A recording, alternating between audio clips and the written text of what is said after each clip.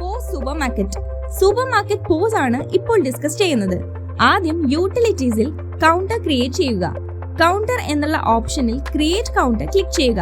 അവിടെ കൗണ്ടറിന്റെ പേര് നൽകുക. എക്സാമ്പിൾ കൗണ്ടർ 5 എന്ന് നൽകുക. ശേഷം ബ്രാൻഡ് സെലക്ട് ചെയ്യാം. അതിനുശേഷം ക്രിയേറ്റ് എന്നുള്ള ഓപ്ഷൻ ക്ലിക്ക് ചെയ്താൽ കൗണ്ടർ ക്രിയേറ്റ് ആവുന്നതാണ്.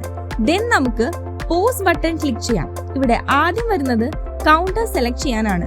കൗണ്ടർ സെലക്ട് ചെയ്ത് എൻ്റർ എന്ന് ക്ലിക്ക് ചെയ്യുക. ഇവിടെ സെർച്ച് ബട്ടൺ വഴി നമുക്ക് പ്രോഡക്റ്റ് സെർച്ച് ചെയ്തെടുക്കാവുന്നതാണ്. ഫോർ എക്സാമ്പിൾ ബനാന സെർച്ച് ചെയ്യുന്നു. അപ്പോൾ ഇവിടെ ഡീഫോൾട്ട് ആയി തന്നെ ക്യാഷ് കസ്റ്റമർ വരും. കസ്റ്റമർ ക്രിയേറ്റ് ചെയ്യണമെന്നുണ്ടെങ്കിൽ പ്ലസ് ബട്ടൺ ക്ലിക്ക് ചെയ്യുക. ഇവിടെ കസ്റ്റമറിനെ ക്രിയേറ്റ് ചെയ്യാവുന്നതാണ്. ബിൽ ഹോൾഡ് ചെയ്യണമെന്നുണ്ടെങ്കിൽ ഇവിടെ ഹോൾഡ് എന്നുള്ള ഓപ്ഷൻ ഉണ്ട്. യെസ് ഹോൾഡ് ബിൽ എന്ന് ക്ലിക്ക് ചെയ്താൽ ബിൽ ഹോൾഡ് ആവുന്നതാണ്. ഇനി ആ ബിൽ അൺഹോൾഡ് ചെയ്യാൻ അൺഹോൾഡ് ബിൽ എന്നുള്ള ഓപ്ഷൻ സെലക്ട് ചെയ്യുക. ദെൻ അൺഹോൾഡ് ക്ലിക്ക് ചെയ്താൽ അൺഹോൾഡ് ആവുന്നതാണ്. ദെൻ പ്രൊസീഡ് ഓപ്ഷൻ ക്ലിക്ക് ചെയ്യുക. നെക്സ്റ്റ് പേയ്മെന്റ് ഓപ്ഷൻ ആണ്. ഇവിടെ ക്രെഡിറ്റ് ആണോ കാർഡ് ആണോ ക്യാഷ് ആണോ എന്നുള്ളത് വ്യൂ ചെയ്യാനാകും. ഇവിടെ ക്യാഷ് ആണ് നൽകുന്നത്. ദെൻ സേവ് പേയ്മെന്റ് ക്ലിക്ക് ചെയ്യുക. അപ്പോൾ ഇത് പ്രിന്റ് ചെയ്യാവുന്നതാണ്. ടാക്സ് ഇൻവോയ്സ് ഈ ഫോർമാറ്റിലാണ് കാണപ്പെടുന്നത്. ഇവിടെ പേയ്മെന്റ് കംപ്ലീറ്റ് ആയിട്ടുണ്ട്.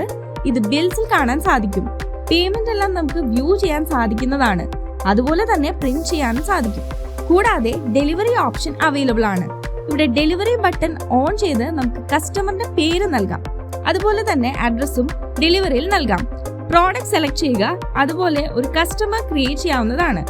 ഇപ്പോൾ ഡെലിവറി എന്നുള്ള കസ്റ്റമർ ക്രിയേറ്റ് ചെയ്യുന്നു. ദെൻ അഡ്രസ് കൊടുക്കുക. പ്രൊസീഡ് എന്നുള്ള ബട്ടൺ ക്ലിക്ക് ചെയ്ത് സേവ് പേയ്മെന്റ് നൽകുക. ദെൻ പ്രിന്റ് വേണമോ എന്നുള്ള ഓപ്ഷൻ വരും. പ്രിന്റ് ക്ലിക്ക് ചെയ്യുന്നു.